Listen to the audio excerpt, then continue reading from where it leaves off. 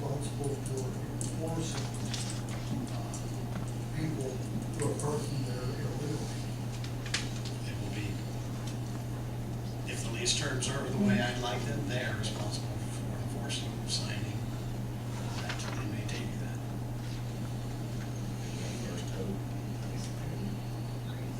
And that's why I suggested they sign it, they issue the residence tags, they number the spaces, tax correspond to the numbered space. If we go forward, these people will park somewhere. Where better than they guarantee parking spot, close to your steps. But the question is, if somebody else parks there that doesn't have a tag, who's going to be responsible? I assume the parking is going to be labeled for places of so and so. Other people told me, you said it would be management there all the time, right? They said they would have a management company, so. How are they gonna close off just that section? I mean, I'll be completely honest with you from your attorney's standpoint, this seems like a logistical nightmare that you guys are getting ready to get involved in. Because you've only got 20, you're not gonna, first off, you're not offering to lease parking to all of the other businesses on that particular stretch, because then you might have stories coming in and say, well, I want to lease 50 spots in that particular lot. You've got, it seems like based solely on the site plan, I'd have to see, I personally would have to see the lease and be very comfortable with it and enforcement before I recommend it to this body. My motion is only negotiations. Right. My motion.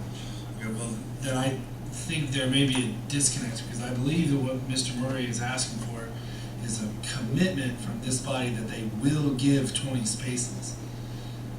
I thought he was going to bring something for us. If it meets the approval, Okay, is that correct? final approval.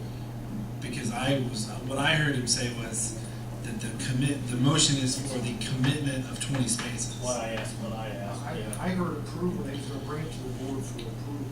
No, but I needed the commitment tonight to lease 20 spaces. The lease agreement would come for. Based on your approval. Yeah, based on approval. It don't happen if the board doesn't approve it. That's true. And that the city attorney looks at it. I mean, I think that just goes as hand in hand. Well, let me ask this a different way. Are you going back to these people and say they've committed to leasing you 20 spaces? If the language is just acceptable to both parties. If I don't do something, then they're gonna park wherever they park. That's They what can happens take now. all the That's what spaces happens now. across the And county it lot, works. they can do whatever they want. It works. We're trying to tie it to the ones closest to the building, let them use them.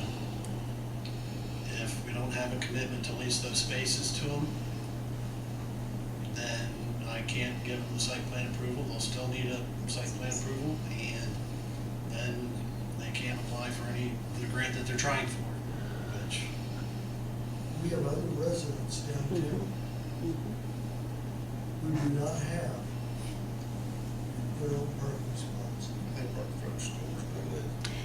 I'm talking about people who live upstairs. That's what I'm talking about, is where they park.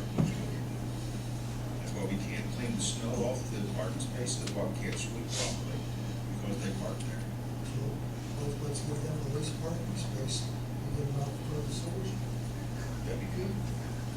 That's a good place to find it. Gene? But if, again, you do not have it in the contract that they have to specifically park somewhere, they're not going to use it. That's why they park in front of the stores. It's what you said earlier about the convenience of being right next to your store. And that's the same thing when you close down the square for these events. You were talking about the vendors earlier and how they like to park close to where they're putting their vendor things up. It's the same with my customers, only we have Early on, though, that they were going to be required to park in the least parking. But again, who's going to enforce if they park out front? How can they pick on those people if they decide to park out front? I mean, they can't discriminate against them. well, I mean, if somebody parks in your spot while you were out, No, I'm They talking haven't about policed it and towed it if yet. somebody's got a leased spot back there and they don't want to park there, they want to park out Yeah, in front. that's the point. that have taken 2 spaces. Right. You See, you cannot count on one situation. But I will tell you this, I know what's gonna cost the city if this doesn't go through, and it comes back in our hands to demolish it and haul it off. I know what that's gonna cost us. And then they sit there with an empty. What's it cost to have an empty downtown? Like, spend at least $100 grand or better.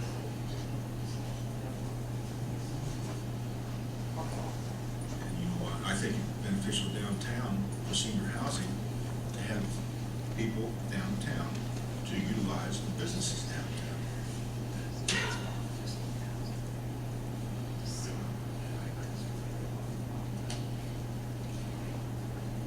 So,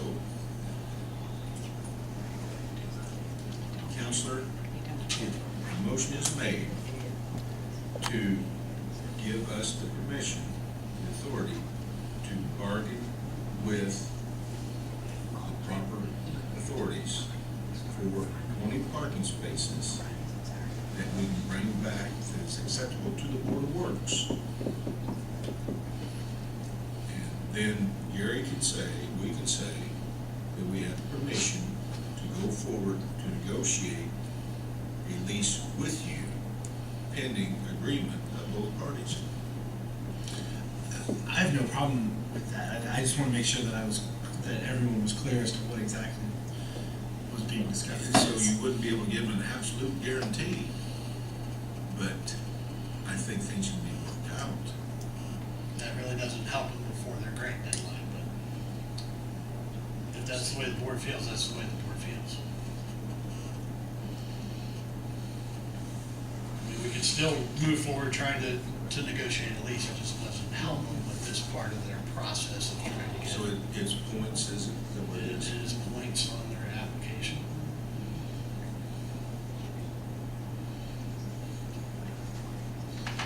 So, I guess I just don't see how we can say yes or no if we don't have the language in front of us saying, this is the stipulation. does it have to be those 20 parking spots, or can you commit that they will have 20 parking spots in this city? That's I'm gonna get 20 cars in front of my house. That's a heck of a site plan. This is the closest to their side door, to their front door. For senior housing and elderly, it's probably the best location.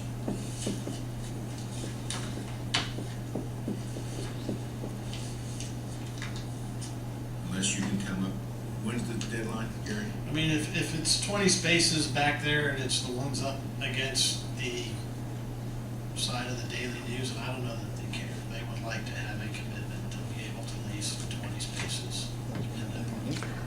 I want the ones in front of my store. Are used on a I daily do. basis.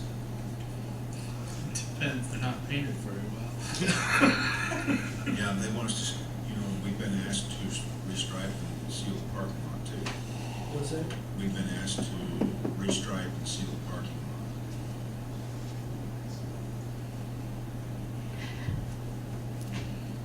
lot. I'd like to make one more request.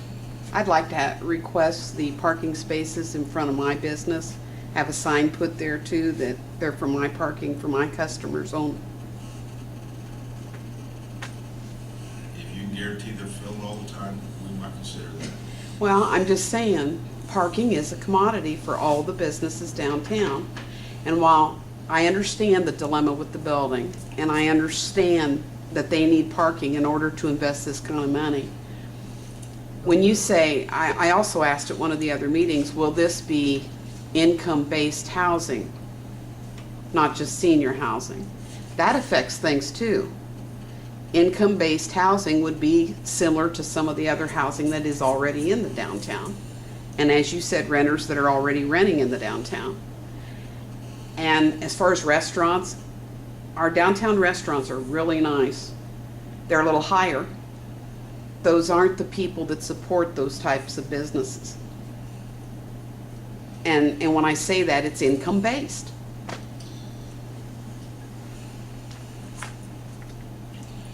There are 2 businesses on the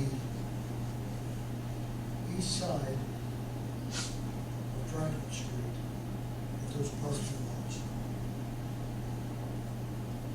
what would the effect be on those businesses if they didn't have parking spots in the evening?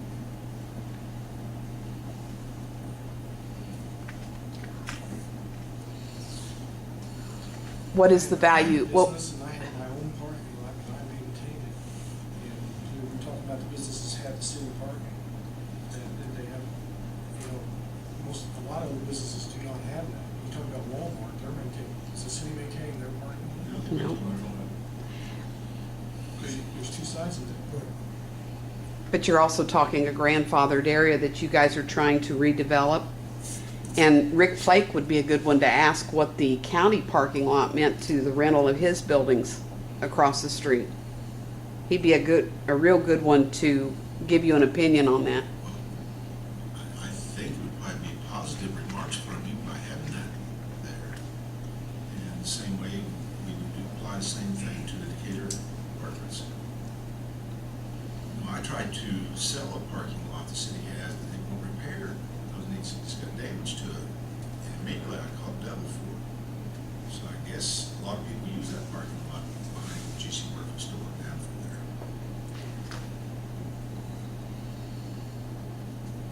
There's also an ordinance in place on that too, in case nobody knew that, about parking areas in the downtown need to be maintained as parking areas or matched with like spaces. That ordinance in York's not have a check, but no cost to the businesses downtown. We maintain it, we do snow removal, we do the Because it's repairs. a grandfathered area. And that's the way it is in most cities. Cities maintain it. What's the deadline on this, Gary? Their deadline for the grant application is the 1st of July. So, When did they begin pursuing this? About a week and a half ago, they asked me what approvals they would need, what further approvals they would need.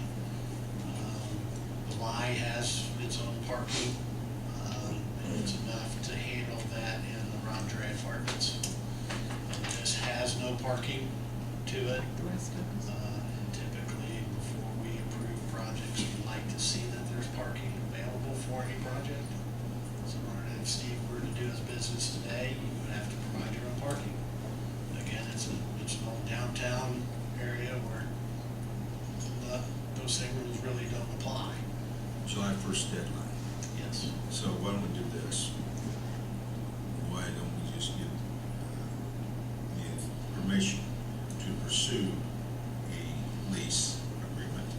And if we can reach something that we believe is fair and equitable, bring it back to the Board of Works, have the Board of Works meeting. Before July Special 1st. meeting, say. Read my mind, it's a short story. That way you know what you want to do. I think that's the best thing to do. I'm wondering why they would wait until a short period of time before the grant is due, when they know that this is a. I don't know if this grant just came up, they became aware of it, I really don't know.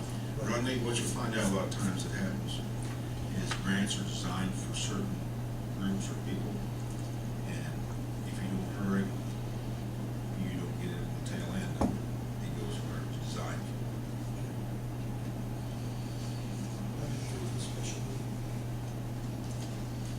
Okay, then I would entertain a motion to give Gary and myself the authority to try to work up an agreement that is acceptable to all involved and be presented at a later date at a special meeting if we go that far.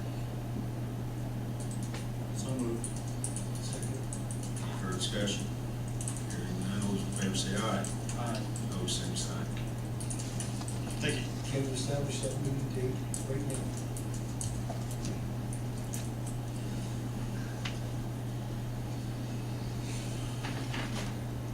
Usually Mondays are How long both do you best. think it'll take them to get these back? Are we gonna develop the lease agreement? Is it- I was gonna get something and present it to the attorney and then after some of the leases that are here at City Hall. do the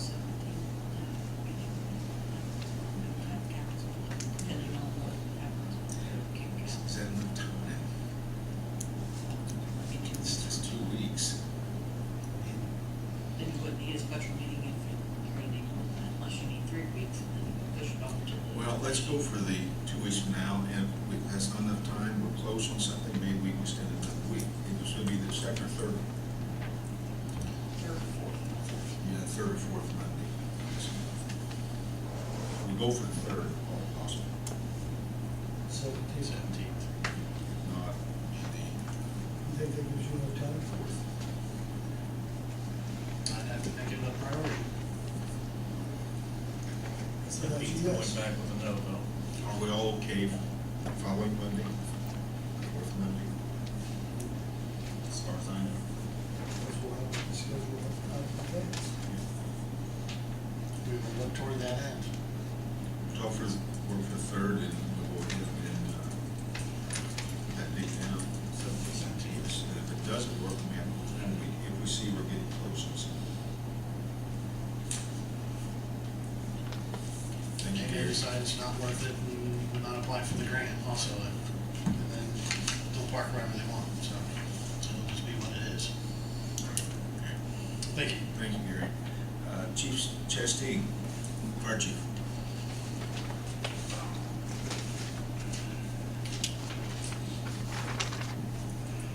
Hello again. First off, I want to thank you for the opportunity to meet with you in the executive session to review information on new hires. As for Indiana code, we cannot make decision in the executive session, so it's been discussed. We've interviewed 3 candidates, and based on what our interviews have consisted of, and we've decided to not give names because of the letter of intent and employee acknowledging to their current employers. But we want to go to a system of in line with the way we interview, first, second, third interviews, and how you like to rate them to hire. Whether it be number 3 first, number 1 second, 2 third, how we interview. With the numbers that we assigned to the candidates, I would make the motion that we offer the position to the candidates in the order of 1, 3, 2. Second.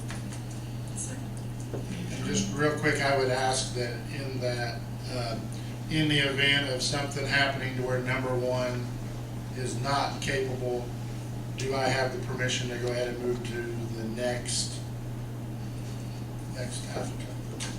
That was in my motion. Okay, thank you. We proceed in the order of 1, 3, 2. If one declines the position, we go to 3. If that person declines, we go to 2. Do I have a second? Linda seconded. Second. Is there any further discussion? Hearing none, all those in favor say aye.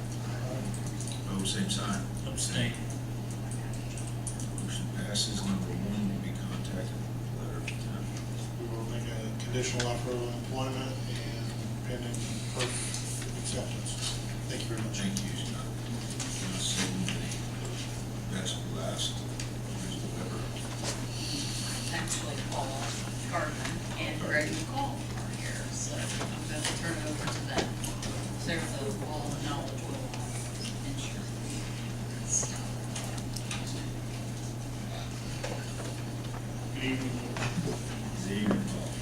I think you all have summaries of coverage. I think you probably already know that the premiums and results that came in this year. The proposal you have, you might want to put the 14th page in right in the middle of it, the summary of premiums. I think you might have gotten this earlier. These are the final results. And as you can see, we had trouble with the work comp line these last couple of years, and all the standard markets, the current market, selected the rights of property casualty very aggressively. refused to offer a renewal on the work comp line due to experience.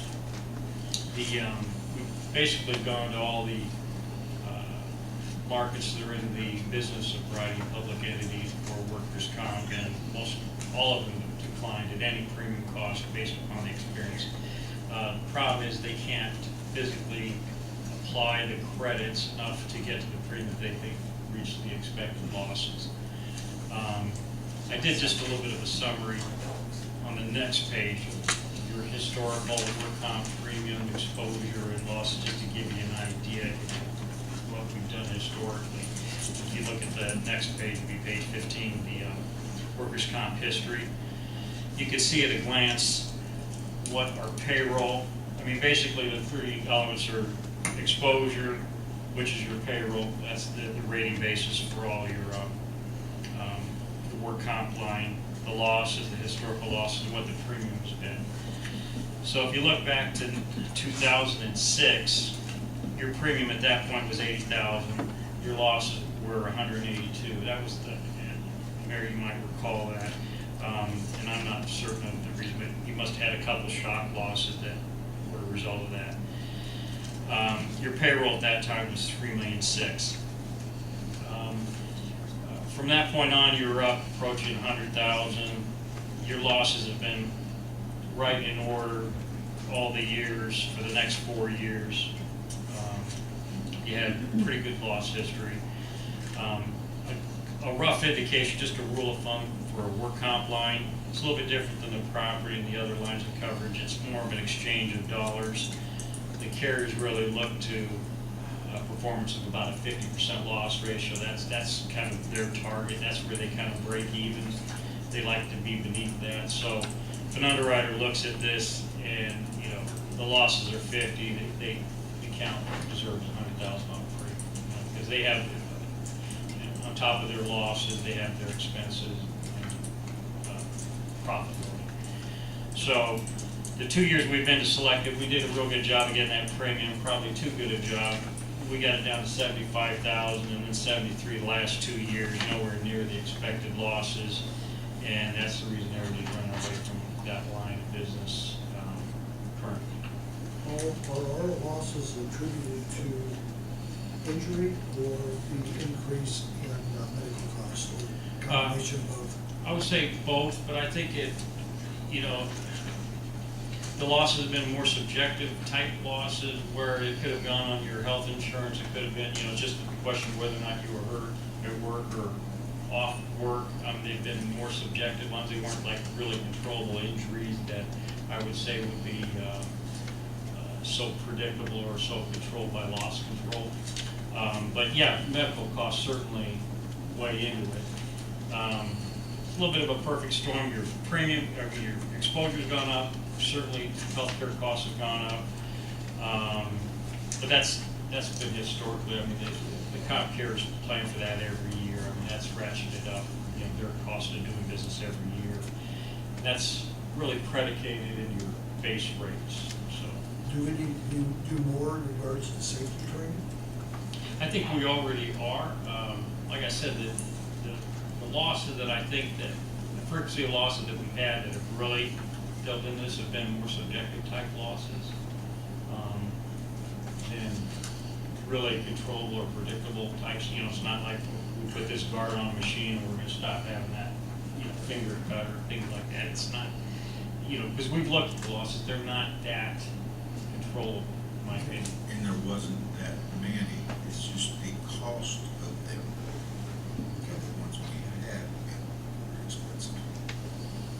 But I'd have to say, but with all the other lines, Selective's been a good carrier.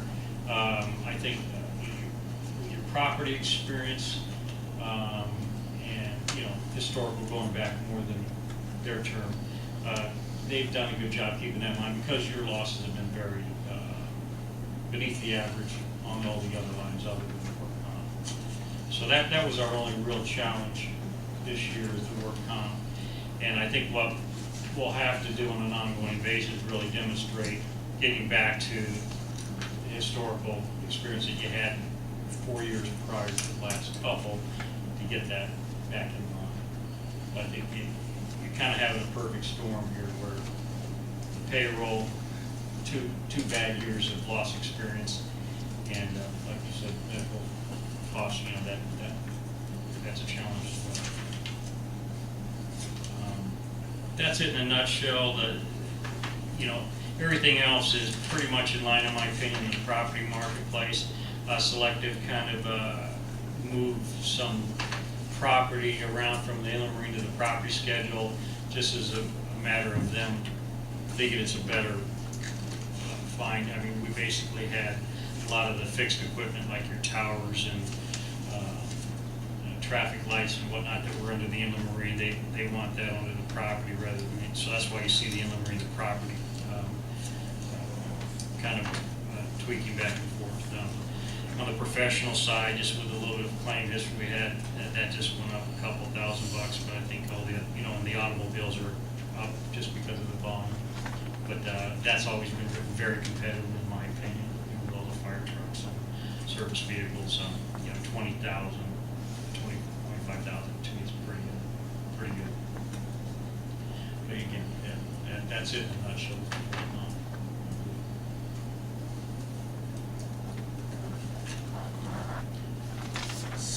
Any specific questions?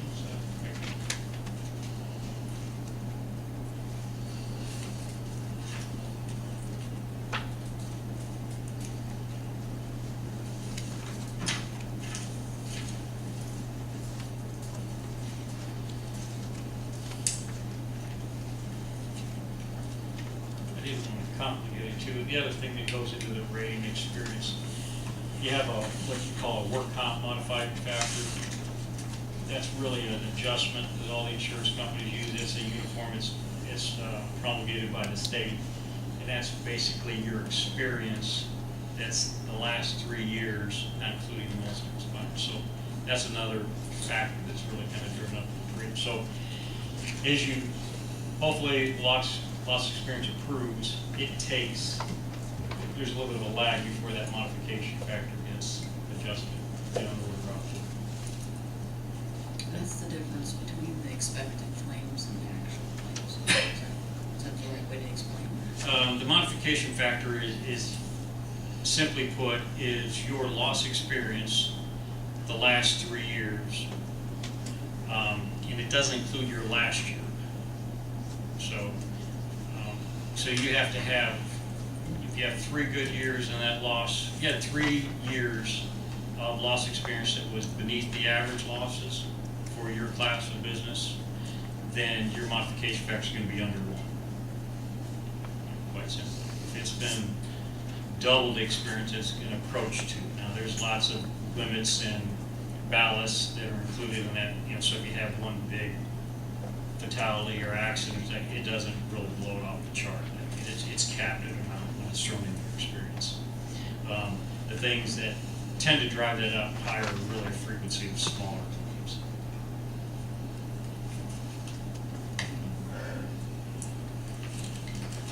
The insurance always pretty well say what was last year, but they said what was coming.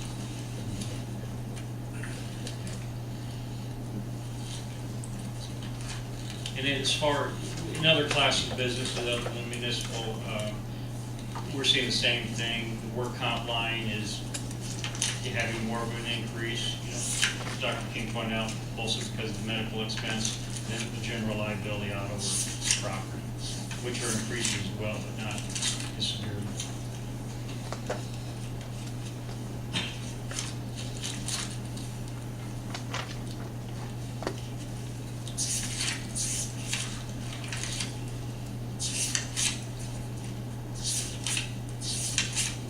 That's all I have. Unless you have any questions.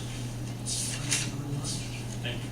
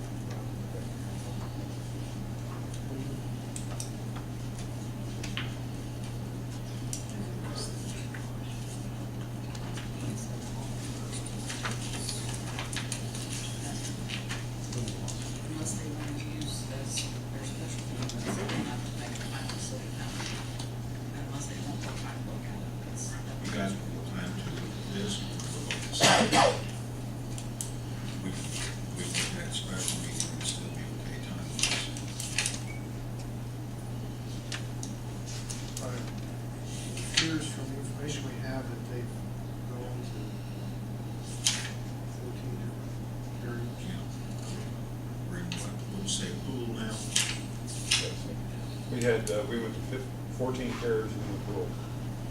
We got declined by 14 carriers, just on the work comp. I would go ahead for some. I don't see any need to postpone it because it's there. It is where it is. Yeah, one thing I might want to point out, when you get the work comp pool, you get assigned a standard carrier who gives you all the services and everything else. We just don't know who that is until we make an application. So, I mean, they'll assign somebody, it'll be like a Travelers, Liberty Mutual, somebody like that. They'll service it the same way they do their book of business. The difference is the premiums and the losses get funded through the pool, to that carrier. So there's an assigned carrier rather than a voluntary carrier, I should say. That's why I think we can ask for a motion to renew the insurance with the carrier last year with provisions. It's been submitted to us. So I entertain a motion to renew the insurance as presented to us from State Securities. I'll make a motion.